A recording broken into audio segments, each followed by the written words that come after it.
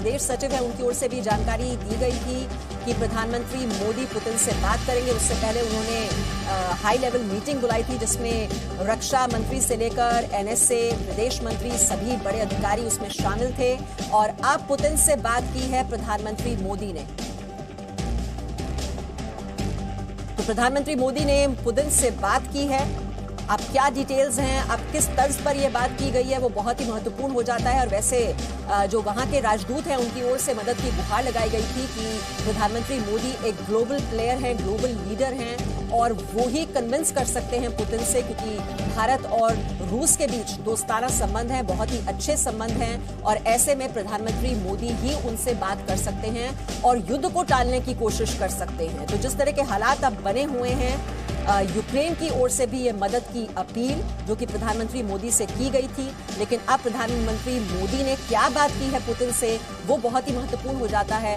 लेकिन सबसे जो बड़ी प्राथमिकता है भारत सरकार की वो स्पष्ट कर दी गई थी, जो बैठक बुलाई गई थी कि सबसे बड़ी प्राथमिकता है भारतीयों की वतन वापसी। ये सुनिश्चित किया जाए कि जो यूक्रेन में भारतीय छात्र फंसे हुए हैं, जो भारतीय लोग फंसे हुए हैं, उन्हें यहाँ पर देश में सुरक्षित लाया जाए। तो ये भारत सरकार की प्राथमिकता है, इसमें कोई दो राय नहीं। और ये स्पष्ट तौर पर ये बात इस बैठक में प्रधानमंत्री मोदी की ओर से कन्वे कर दी गई थी और इस बैठक के बाद अब उन्होंने पुतिन से बातचीत की है। पीएम मोदी ने बातचीत से हल निकालने को कहा है। तो डिप्लोमेसी के जरिए ही इस समस्या का समाधान निकाला जाए, ये बात हमेशा से भारत की ओर से कही जाती रही है। तो प्रधानमंत्री मोदी ने पुतिन से बात की है, पुतिन ने पीएम मोदी को हालात की जानकारी दी है और लगातार जो भारत का पक्ष रहा है इस संघर्ष में, जो कि हम देख रहे हैं रूस और यूक्रेन के बीच जो भीषण जंग जारी है, लगातार बात जो भारत की ओर से पक्ष रखा गया है वो यही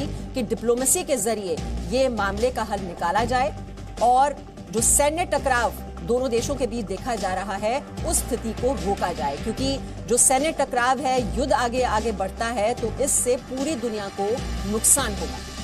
तो प्रधानमंत्री मोदी ने पुतिन से बात की है, उन्होंने हालात की जानकारी दी है। हालांकि इस हमले के बाद पहली बार पुतिन सामने आए तो उन्होंने कहा कि उनके पास और कोई विकल्प नहीं था, युद्ध ही एकमात्र विकल्प था। तो पहले वहां के 2 अलगाववादी क्षेत्रों को अलग देश के रूप में मान्यता दी और सुबह ही ऐलान कर दिया मिलिट्री ऑपरेशन का पुतिन ने। और उनके इस ऐलान के 5 मिनट के भीतर ही कीव समेत अलग अलग प्रांतों में 12 जगह धमाके हुए और एक के बाद एक हमने देखा किस तरह से रूसी सेना वहां पर आगे बढ़ती चली गई। यूक्रेन में 3 तरफ से ये हमला बोला गया यूक्रेन पर। हालांकि यूक्रेन की ओर से लगातार ये बात कही जा रही है कि वो मैदान में डटे हुए हैं, वो सामना करने के लिए तैयार हैं, लेकिन साथ ही साथ उन्होंने पूरी दुनिया से गुहार लगाई कि उनकी मदद की जाए, सैन्य मदद भी की जाए। और ये मदद की जहां तक की बात है तो मैसिव सैंक्शंस की बात लगातार कही जा रही है, नेटो की ओर से भी और अमेरिका की ओर से भी स्ट्रांग मैसेज दिया जा रहा है। यूरोपियन यूनियन के जो देश हैं वो भी एकजुट हो गए हैं इस बात को लेकर कि मैसिव सैंक्शंस लगाए जाएंगे और इकोनॉमी को हिट करने की कोशिश की जाएगी रूस की। लेकिन वहीं नेटो की ओर से हालांकि तैनाती की भी बात कही जा रही है कि 100 फाइटर जेट्स की तैनाती कर दी गई है। भूमध्य सागर में 120 जंगी जहाज तैनात कर दिए गए हैं। लेकिन इस बीच पीएम मोदी का ये वार्तालाप करना पुतिन के साथ, उनके साथ ये बातचीत करना, सुरक्षा को लेकर भी चर्चा की गई है, ये भी जानकारी मिल रही है। तो प्रधानमंत्री मोदी ने पुतिन से बात की है और जो सबसे बड़ी प्राथमिकता है, जो सबसे बड़ी प्रायोरिटी इस वक्त अगर भारत सरकार के लिए है तो वो है यूक्रेन में फंसे हुए लोगों को सुरक्षित यहां पर वतन में लाना। 20,000 लगभग लोग बताए जाते हैं जिनमें भारतीय छात्रों की संख्या बहुत ज्यादा है जो कि यूक्रेन में हैं। और जो विदेश सचिव हैं उनकी ओर से भी ये जानकारी दी गई कि कुल मिलाकर 20,000 लोगों की ये जानकारी जुटाई गई जो कि लिस्ट में हैं वहां पर, और 4,000 लोग हाल फिलहाल में यूक्रेन से इधर भारत लौट चुके हैं। अब प्राथमिकता ये है कि और देशों का सहारा लेंगे क्योंकि एयर स्पेस जो है वो बंद हो चुकी है। ऐसे में पोलैंड के रास्ते उन्हें यहां पर भारत लाने की कोशिशें की जाएंगी। ये ऑल्टरनेट रूट्स पर तैयार किया जा रहा है। कंटिजेंसी प्लान जो है वो बनना शुरू हो गया था। इसको लेकर ये जो हाई लेवल मीटिंग बुलाई गई थी जिसकी तस्वीरें आप इस वक्त देख रहे हैं, मीटिंग लगभग ये 2 घंटे चली थी और उसके बाद ये जानकारी विदेश सचिव की ओर से दी गई कि हमारी प्राथमिकता है भारतीयों को सुरक्षित यहां पर वतन में वापस लाना। और जानकारी हम ले लेते हैं, हमारे सहयोगी रविंद्र इस वक्त हमारे साथ हैं। रविंद्र, पुतिन से बातचीत की है पीएम मोदी ने, क्या बातचीत हुई है, क्या डिटेल्स इसको लेकर?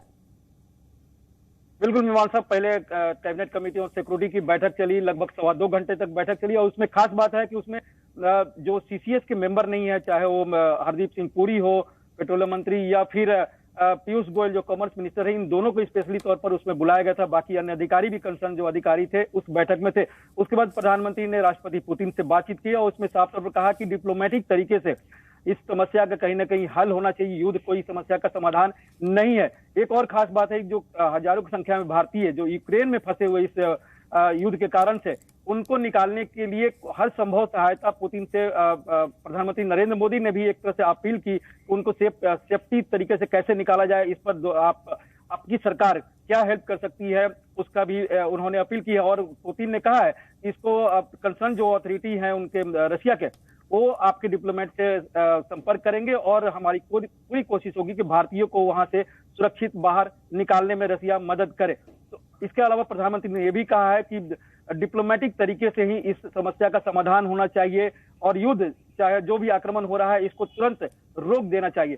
तो प्रधानमंत्री ने अपनी तरफ से एक भूमिका निभाई है, न सिर्फ भारतीयों को वहां से बाहर निकालने के लिए, बल्कि जो यूक्रेन के जो हालात बने हैं, युद्ध के जो बन गए हैं, और समस्या ये लग रहा है कि हो सकता है कि नाटो भी इसमें शामिल हो जाए, उससे कहीं ना कहीं दूर करने की कोशिश की है प्रधानमंत्री ने। और इस समस्या का समाधान बातचीत तरीके से। जी रविंद्र, बिल्कुल प्राथमिकता यही है कि जो भारतीय वहां पर फंसे हुए हैं उन्हें जल्द से जल्द यहाँ पर देश में लाया जाए। और इस बीच हमें बड़ी खबर मिल रही है, दक्षिण यूक्रेन में बड़ा नुकसान हुआ है। वहां पर 9 सैनिकों और 13 सिविलियंस की मौत की जानकारी मिल रही है। तो दक्षिण यूक्रेन में 13 नागरिकों की मौत और 9 सैनिकों के भी मारे जाने की जानकारी मिल रही है। ये दक्षिण यूक्रेन के बारे में हम आपको जानकारी दे रहे हैं, जहां पर 13 सिविलियंस और 9 सैनिक मारे गए हैं। तो बड़ा नुकसान ये दक्षिण यूक्रेन में। तो हम देखते हैं अलग अलग हिस्सों में किस तरह से रूसी जो सेना है वो आगे बढ़ती जा रही है। और ये नुकसान और हमले की जो जानकारी है ये अब अलग अलग इलाकों से आनी शुरू हो चुकी है। तो इसी अहम खबर के साथ यहां पर रुक रहे हैं एक छोटे से ब्रेक के लिए, जल्द लौटेंगे।